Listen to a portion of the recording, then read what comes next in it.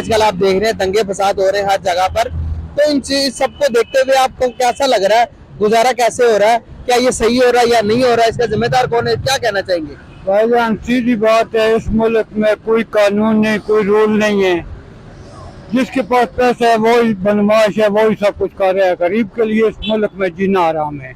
अच्छा, मतलब कि जब हम छोटे थे तो हम समझते थे, हमें बड़े बताते थे कि जुल्म होता है, जुल्म तो शेलिंग होती है, शेलिंग बर्मा के अंदर मुसलमानों पे हो रही है, तो यहाँ पर भी तो शेलिंग हो रही है मुसलमानों पर, इसको क्या कहेंगे आप?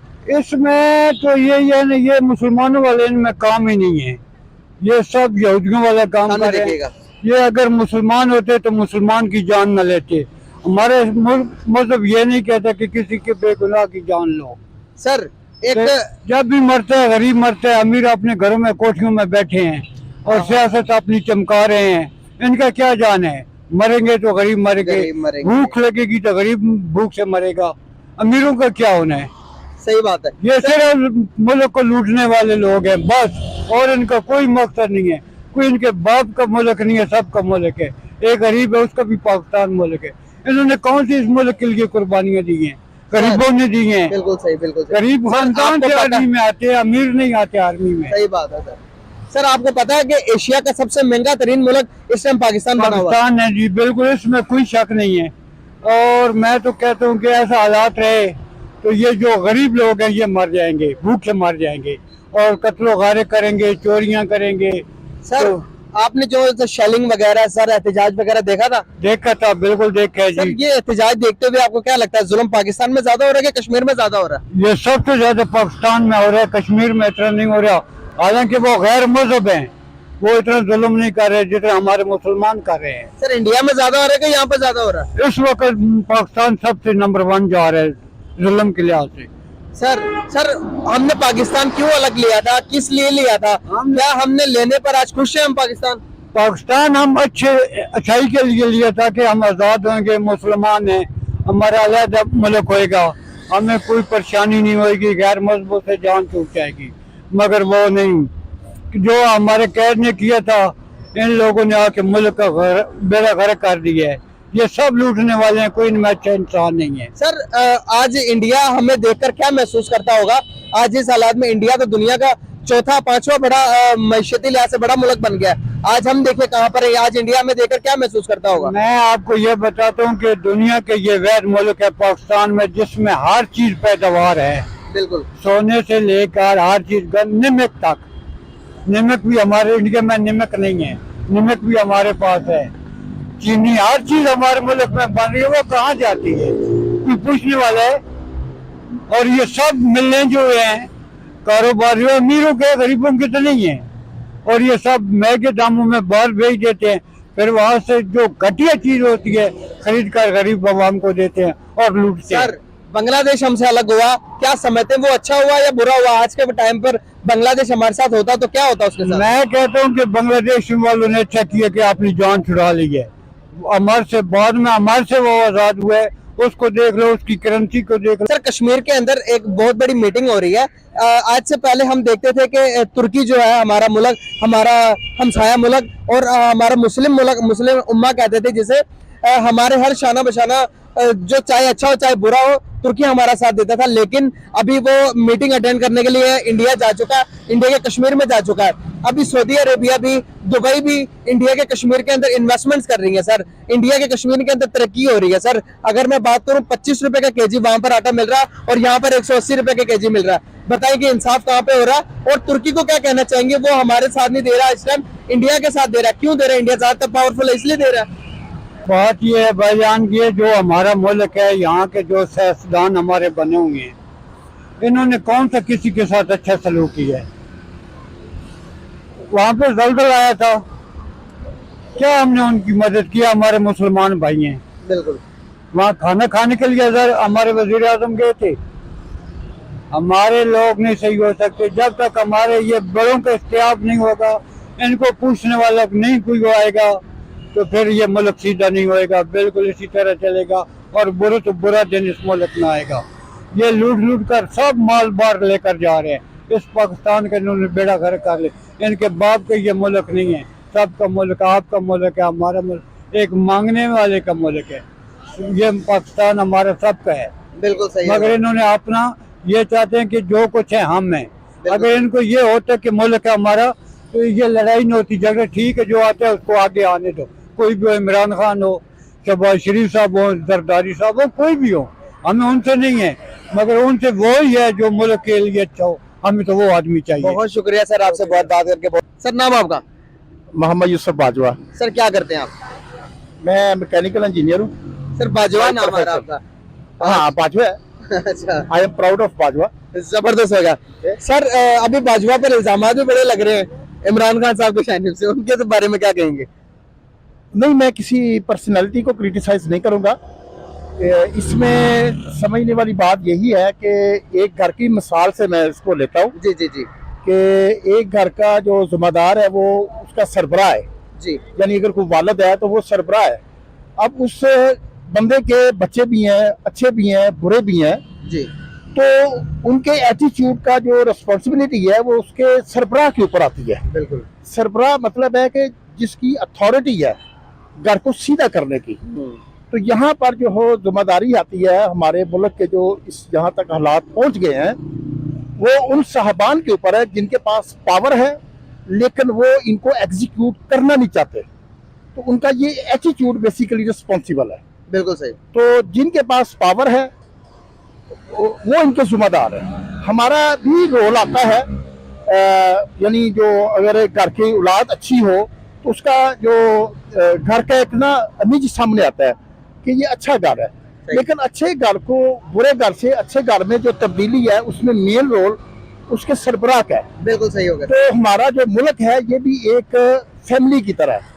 तो जो इसका सरबराह है, रियासत माँ की तरह है। सरबराह जो है मैं मुराद उस शख्स से ले रहा हूँ जिसके पास पावर है, जो इसको करेक्ट कर सकता है। बिल्कुल। लेकिन वो करेक्ट कर नहीं रहा। मेरे ख्याल में वो कल्परेट है, वही जिम्मेदार है इन सारे हालात का। बिल्कुल सही होगा सर। जिस तरह की सिचुएशन हम देख रहे हैं, अभी Y20 की एक मीटिंग हुई है कश्मीर के अंदर।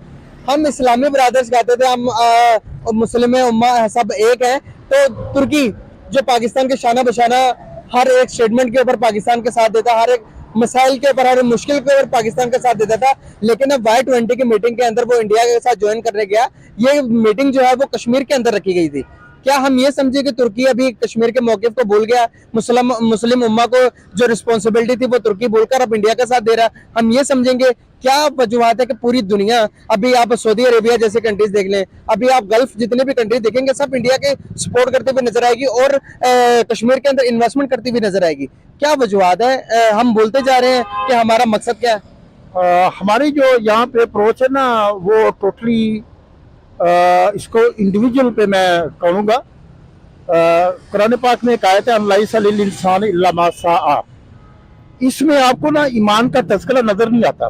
अल्लाह इंसान इल्ला मा साआ, इंसान के लिए वही कुछ है जिसकी वो कोशिश करता है। तो जब हमारी कोशिश पॉजिटिव होगी, हमारा यहाँ पे ये किरदार है कि हम अगर ईमानदार हैं तो दुनिया की हमें परवाह नहीं है। बिल्कुल सही। तो अगर हम अच्छा काम करेंगे तो फिर भी दुनिया की हमें परवाह नहीं है। बिल्कुल सही। First of all we have to correct ourselves. बिल्कुल सही। तो मैं किसी इस पे ना कश्मीर पे या तुर्की पे या इंडिया पे मैं रिस्पॉन्ड नहीं करूंगा। मेरा ये है कि अल्लाह इंसान इल्ला मा सा, मेरे ये रब का हुक्म है, मेरे रब की तरफ से ये है कि इंसान के लिए वही कुछ है जिसकी वो कोशिश करता है। क्या हम कोशिश नहीं करते? हम कोशिश नहीं करते, एज ए नेशन कोशिश नहीं करते। सर अगर मैं देखूं जो हमारे हमसाये मुल्क हैं, अगर आप बांग्लादेश की बात करें, हमसे ज्यादा तरक्की याफ्ता तो इस टाइम अफगानिस्तान भी हो गया। सर इंडिया कहाँ जा रहा है? सर हम पकड़ क्यों नहीं पा रहे? किसी भी रेस में हम नहीं आ रहे, क्या वजूहत है? हमारा एटीट्यूड है ना, इसमें हमारा एटीट्यूड है। सर हम तो कहते थे कि हम तो बहुत अच्छी कौम है, क्या हम वाकई में हैं? नहीं, कौम अच्छी नहीं है। इसकी मैं जो ना एक जाती मिसाल दूंगा कि मेरा ज़्यादातर जो ना सऊदी अरेबिया मेरा टाइम गुजरा है 17 साल। तो जब मैं 17 साल के बाद इधर आया पाकिस्तान में, तो मैं दही की लेने गया और आगे चांद रात थी, मगरिब टाइम था। तो मगरिब असर के टाइम मैंने खरीदा, मगरिब टाइम में फिर गया सैरी के लिए, तो उसने 10 रुपये बढ़ा दिए। मैं कि ये ऐसे क्यों दिया है? कहता जी रोजे आ गए हैं। There is no reason except Ramzan. ये हमारा करैक्टर है। यहाँ से आप अप्रोच देख लें कि उस बंदे ने मुझे रीजन क्या दी है कि रोजे आ रोजे आ गए। गए, मैंने इस वजह से 10 रुपए बढ़ा दिया, तो आपने कोई कुछ कहा नहीं, एक्शन नहीं लिया कुछ इस बारे में? तो मैं उसको पत्थर मार सकता था। नहीं, आप मैंने तो यही कहना जुबानी था। कलामी। मैंने तो उसको कहा है, मैं कि यार ये आपकी ये रीजन है, आपने ये रीजन नहीं दी कि मुझे महंगा मिला, मैंने महंगा दे दिया, आपने ये रीजन दिया कि रोजे आ गए। तो बेसिकली हम जो मेरा अपना पर्सनल परसेप्शन है ना वो ये है कि मैं किसी को क्रिटिसाइज नहीं करना चाहता, I have to correct myself. बिल्कुल सही होगा सर, हाँ, जब मैं ठीक हूँ तो मेरा हमसाया भी ठीक हो जाएगा, सही कह रहे हैं सर आप। जब मैं गलत हूँ तो मेरा हमसाया मुझे गालियां देगा। बिल्कुल सही कह रहे हैं। That's all. बहुत शुक्रिया sir, thank you so much and nice to talk with you. Pakistan एक अमन और अमान वाला मुल्क जो हमने जिसको हमने इंडिया से अलग किया, तो आज जब ये हालात देखते हैं तो कैसा दिल पे गुजरती है, क्या सोचते हैं आपके, इसका जिम्मेदार कौन है, क्या ख्यालात आते हैं आपके? देखिए, बात ये है कि पाकिस्तान जो है वो बड़ी मेहनत से और हमारे बड़ों ने कुर्बानी दे के बनाया था, लेकिन उसके बाद जो भी सियासतदान आए, जो भी आज तक जो है सियासतदान आए हैं, उन्होंने इसको नीचे ही लेके गए हैं, ऊपर लेके जाने वाला कोई काम नहीं है। और ऊपर से इतनी महंगाई आजकल के दौर में हो गई है कि मिडिल क्लास और लोअर मिडिल क्लास तो बिल्कुल पिस गई हुई है। ठीक है, उसका तो बुरा हाल हो गया बेचारे का, उसका खाना भी जो है वो भी अजीरन हो गया हुआ है। ऊपर से सियासी हालात इस तरह से हैं कि इंसान कहता है कि मुझे कोई एक ऐसी जगह मिल जाए जहाँ पे जो है मैं आराम से बैठ के और कुछ नहीं तो अपना खाना ही खा सकूँ, अपने बच्चों के साथ बैठ सकूँ, लेकिन वो भी हमारे जो सियासतदान है और गवर्नमेंट है, उन्होंने हमारे से वो भी छीन लिया हुआ है। सर अभी जिस तरह के सिनेरियो चल रहे हैं, पॉलिटिकल पार्टीज अभी भी ये नहीं मानने को तैयार है कि ये महंगाई, ये जो हालात खराब है ये उनके वजह से, वो एक दूसरे के ऊपर डालते आ रहे हैं। तो क्या सर समझते हैं आप कि इस मुल्क के अभी आगे प्रिडिक्शन आ रही है कि मार्शल लॉ भी लग सकता है, तो क्या समझते हैं कि मार्शल लॉ जब अगर लगता है तो मुल्क तरक्की की तरफ गामजन होगा? अगर आप देखेंगे तो हमारे पड़ोसी मुल्कों की तरफ आप देख ले, अगर नजर घुमा ले जो तरक्की की तरफ जा रहे हैं, इंडिया की बात कर लेते हैं, एक भी मार्शल लॉ नहीं लगा वहां पर। क्या कहना चाहेंगे? हमारे यहाँ पर इतनी दफा लग चुका, अभी भी लगने जा रहा, इस चीज को कैसे देखते हैं आप? देखिए, मार्शल लॉ और देखिए हमारी जमहूरियत भी तो कुछ नहीं कर रही ना। या तो जमहूरियत हमारी बहुत अच्छा परफॉर्म कर रही है तो हम जमहूरियत को सपोर्ट करें। जमहूरियत क्या है, या आप देखिए लाकानूनियत पाकिस्तान में इतनी ज़्यादा हो गई हुई है कि जिसका जो दिल करता है वो कर रहा है। ठीक है, अब गवर्नमेंट के हालात देख लें कि गवर्नमेंट इतनी वो लाकानूनियत का मुजाहरा कर रही है, हर बंदे के साथ जो है वो पर्सनल हुई है, ज्यादती कर रही है। ऐसा नहीं होना चाहिए।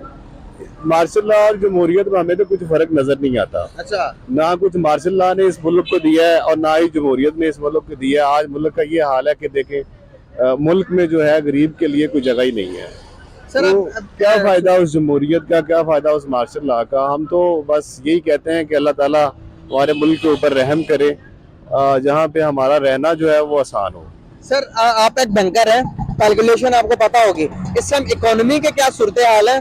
क्या इकोनॉमी के पल्ले कुछ रह गया है क्या? डॉलर अभी 300 पे फिर चला गया था, तो क्या से समझते हैं आपके ये डॉलर भी डे बाय डे हाई होता जा रहा है? 300 पर जब ये श्रीलंका के चला गया तो दिवालिया हो गया था। आप हमारा कैसा सिनेरियोस देखते हैं, आने वाला टाइम कैसा हमारा? देखिए, डॉलर अब 300 रुपए का हो गया है। हमारी एक्सपोर्ट्स पहले ही जीरो हैं, इंपोर्ट हम बिल्कुल कुछ कर नहीं पा रहे। कुछ रिस्ट्रिक्शंस गवर्नमेंट ने लगाई हुई हैं, इंपोर्ट भी नहीं हो रही। ठीक है, जिसकी वजह से ताजर जो है वो लहदा से परेशान है। जब इंपोर्ट नहीं होगी हमारे मुल्क में तो चीज़ें जो हमारी एग्जिस्टिंग जो कमोडिटीज़ हैं वो मज़ीद महंगी होंगी। पहले इंपोर्ट हो रही थी चीज़ें, चलें ये थी कि अवेलेबल थी मुल्क में चीज़ें, फिर भी रेट्स कुछ कंट्रोल थे। अब इंपोर्ट बंद होने की वजह से रेट जो है वो मज़ीद बढ़ गए हुए हैं, तो जो है आम बंदे की ज़िंदगी जो है वो तो अजीरन हुई हुई है। सर लास्ट पे क्वेश्चन पूछूंगा, उसके बाद आपको इजाजत है। मैं बात करूंगा तुर्की की। सर तुर्की हमारे शाना बशाना, हम मुस्लिम उम्मा कहते थे तुर्की को। सर तुर्की ने हमारे हर हाल में साथ दिया है, लेकिन कश्मीर के मामलात में जब बात होती थी तो तुर्की हमारा साथ देता था। लेकिन अभी Y20 की मीटिंग हो रही है इंडिया के अंदर, कश्मीर के अंदर रखवाई गई है, उसके अंदर तुर्की भी पार्टिसिपेट कर रहा है। क्या ऐसा देखते हैं आप इस चीज को कि तुर्की क्या कश्मीर के मौके को भूल गया? इंडिया एक डेवलप कंट्री है, तो क्या सारे के सारे मुस्लिम उम्मा भी अभी इंडिया की तरफ ही रुजू कर रहे हैं? आप अगर तुर्की की बात करेंगे, आप अगर बात करेंगे दुबई की, आप अगर बात करेंगे सऊदी अरेबिया की, इंडिया के साथ रिलेशन अच्छे करने की कोशिश कर रहे हैं। पाकिस्तान इस सब के बीच में कहाँ पर रिलाई पर कर रहा है? पाकिस्तान को सब छोड़ते हुए क्यों जा रहे हैं? देखिए, जब भी आई थिंक कोई भी एक रिलेशनशिप हो, कोई भी मुल्की हालात हो या अपने पर्सनल रिलेशनशिप्स हो, हमेशा बराबरी के हालात में ही किसी के साथ आप डायलॉग कर सकते हैं। बराबरी के ही मामलात में जो है वो आगे किसी मुल्क को जो है वो किसी जगह पे उसकी एग्जिस्टेंस रहती है।